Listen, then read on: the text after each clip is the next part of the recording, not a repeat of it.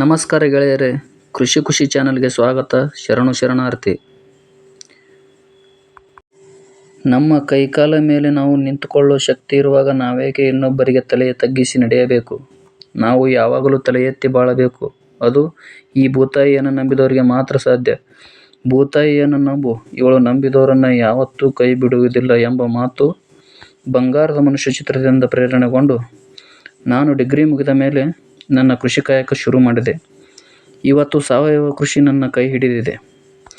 ನೀವು ನೋಡಬಹುದು, ನಮ್ಮ ಆಕಳುಗಳು ಏನಿಲ್ಲ ಅಂದರೂ 30 ವರ್ಷದಿಂದ ಒಂದೇ ತಳಿ ಆಕಳುಗಳಿವೆ. 4 ತಲೆಮಾರಿನ ಆಕಳುಗಳು ಇದೆ. ಎತ್ತು, ಆಕಳು, ಎಮ್ಮೆ, ಕುರಿ ಸಾಕಾಣಿಕೆ, ನಮ್ಮ ತೋಟದ ಮನೆ, ಹಾಗೆ ಬಹುಬೆಳೆಗಳು ಗೋವಿನ ಜೋಳ, ಹತ್ತಿ, ಎಳ್ಳು, ತೊಗರಿ, ಬಾಳೆ, ವಿವಿಧ ಬಗೆಯ ತರಕಾರಿಗಳು.